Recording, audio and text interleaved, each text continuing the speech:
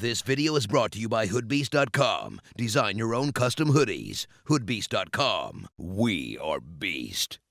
Yo, what is up guys? It's me, Zach Lee, back bringing you some more daily NBA news and updates. We got a couple of things to talk about today. You already know that, so let's not waste any time. Let's get right into it. Let's go. So, we've reached that point of the season already. I don't even have to say much about this because I already gave all of my opinions on the Cleveland Cavaliers earlier in the highlight video. But I do gotta give you guys all the facts, keep you up to date with everything that went on, so I wouldn't be doing you justice if I didn't let you know everything that was going on. If I didn't give you a deeper look into the dysfunction that is the Cleveland Cavaliers. After yesterday's loss to the worst team in the Eastern Conference, Dwyane Wade took it upon himself to call out the starters of the Cleveland Cavaliers, basically saying that it's their fault that they've been losing games. It's the focus and the effort from the get-go. You know, your team that's 1-8, you got to take their confidence away early. Once you give a team in this league confidence, the record go out the window. These NBA players that can play, and they get it going. And it's no secret, we're starting games off awful, terrible.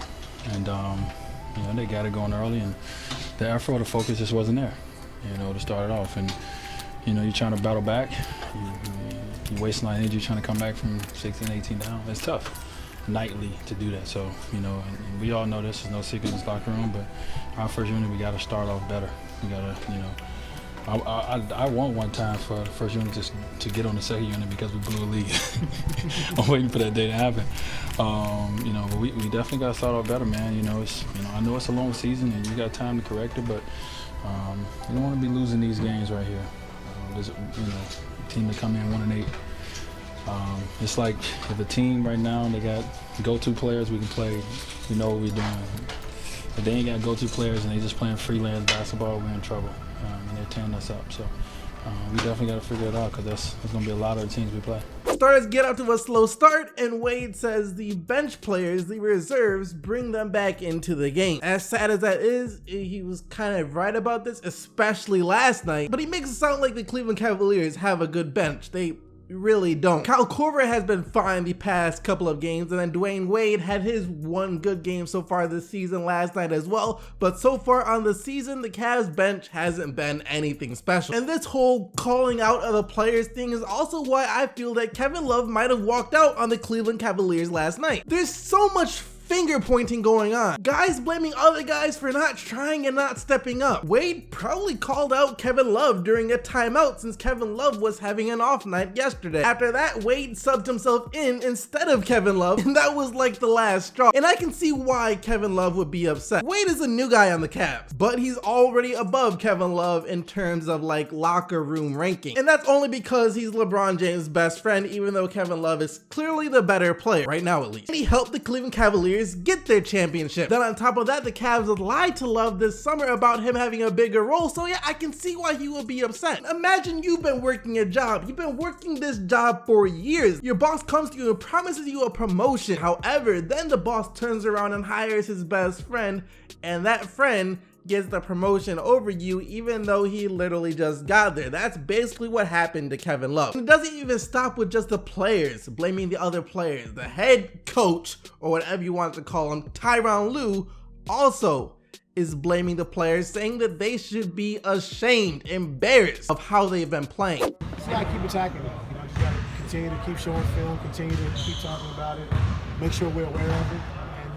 And you know, I think guys are embarrassed, and we should be embarrassed with how we beat the teams that are playing, having guys out, keep guys out, and still not being able to win. So, you know, we always got to continue to keep searching, continue to keep fighting, continue to play well. Like Wade, Tyronn Lue is also right. The players should be embarrassed about how they've been playing. They should be embarrassed about losing to the worst team in the Eastern Conference. However, Tyronn Lue, you should be just as embarrassed, if not even more embarrassed than the players, because you are the one whose team is out there losing to these other teams. It's your job to try and motivate these players to play their best, to try and get them to go out there with energy, to start out the games right. And when the same things keep happening, you are not exempt from the problem. You are part of the problem and a big part of the problem. The Cavs right now are just a complete and utter mess. Carmelo Anthony getting ejected from yesterday's game against the Portland Trailblazers has been a point of controversy ever since it happened. I mean, did he actually deserve to get ejected like he was for that? I don't think anyone thinks so. If anything, it's an accidental flagrant one, but even that would be kind of extreme since it clearly wasn't on purpose. Russell Westbrook for sure didn't agree with that call yesterday. After the game, he went on to say that he gets hit in the face all the time, yet the refs never even stopped to review that. Then Carmelo does it,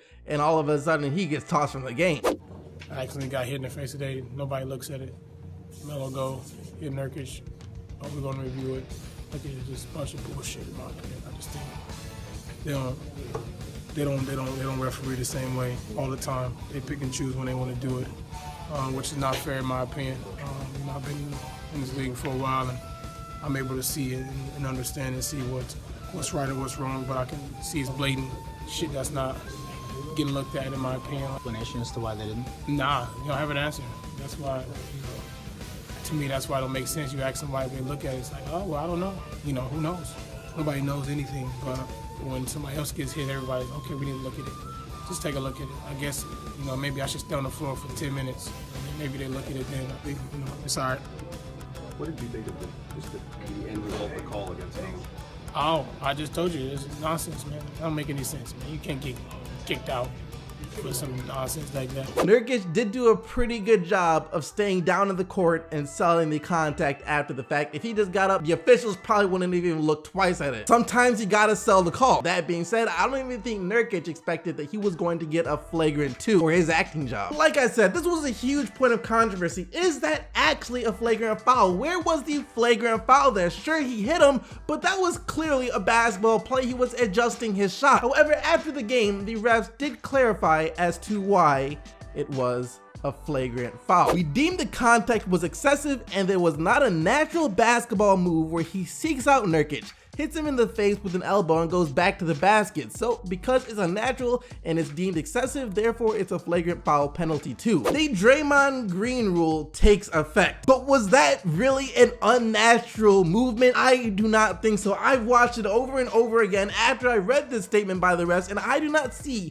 any unnatural movement. What I see is Carmelo Anthony adjusting his shot. Why? Because Nurkic is trying to block it. Had Melo not adjusted, the Nurkic probably would have blocked it. I didn't see him purposely seek out Nurkic's face. No, he freaking adjusted his shot, and Nurkic's face was in the wrong place at the wrong time. And I don't think anyone was more upset about Carmelo being ejected than Reggie Miller was. The NBA is soft. Carmelo got thrown out for that. Mind you, the call on the floor was a foul on Nurkic. What a joke. Seriously, a joke. Guys get inadvertently hit in the face or somewhere else all the time in the NBA. Sometimes on purpose, but this time you can tell that he clearly wasn't going after Nurkic. Like I said, Nurkic's face was just in the wrong place at the wrong time. Question of the daytime. Do you guys think that the NBA is too soft? How do you feel about this Draymond Green rule? Let me know down in the comment section below, but now let's take a look at what you guys said in yesterday's video. And yesterday, after Kristaps Porzingis said he wants to be the best player in the NBA one day, I asked you guys if you think he could ever be the best player in the NBA one day, and this is what you had to say. Question of the day. Nah, he's probably going to win an MVP, but always be the second or third in the NBA, kind of like Kevin Durant. Question of the day, just a few hours after you made this video, Porzingis drops 40 points, 8 rebounds, and 6 blocks. So yeah, I think he can be considered for the best player in the league someday. Question of the day, nah, KP has a very bright future, easily an all-star this year and potentially a Hall of Famer.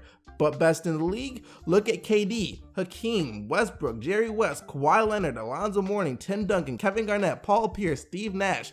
The list goes on. All great players who are NBA legends, but there can only be one best player. It was Michael, then Kobe, then Bron, and it looks like Giannis is going to be next. It's funny how many of you guys mentioned Kevin Durant in the same sentence as Kristaps Porzingis. Most of you saying he'll just be like Kevin Durant, where he's a really good player, but always second to someone else like Giannis, Kawhi, Ben Simmons, any other player. And I find it funny because just thinking about it, the play styles of Kevin Durant and Kristaps Porzingis aren't that different if you think about it. Kevin Durant has better handles than Porzingis right now, but who's to say that a few years down the line, Porzingis' handles won't improve and be much better than they already are now. On top of that, remember, Porzingis is freaking 7'3".